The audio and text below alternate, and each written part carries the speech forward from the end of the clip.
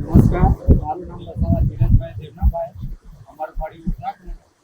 અમારે વર્ષોથી અમે અગાઉ જે પુલ માટે મંજૂરી માંગેલી હતી, પણ અમારે ત્યાં પુલ અત્યારે બન્યો નથી. માટે અમારે ત્યાં સ્કૂલના બાળકોને બીજી સ્કૂલોમાં ભણવા માટે મંજૂરી કામ માટે મહિલાઓને દૂધ માટે કે કોઈ બી પ્રોબ્લેમ નડે છે. માટે અમે આ વહેણમાંથી પાણીમાંથી પસાર થઈને જ અમારે પહેલી પાળે જવાનું થાય છે.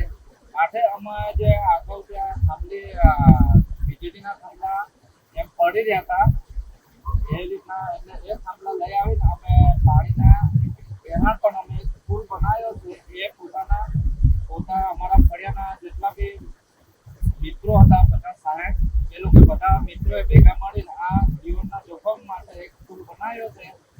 સરકારને અમે આગળ પણ ઘણા એવા આવેદન પત્ર આપેલા છે, પણ એ બેદરકારીના અભાવે અત્યારે અમારે ત્યાં પુલ નથી બન્યો.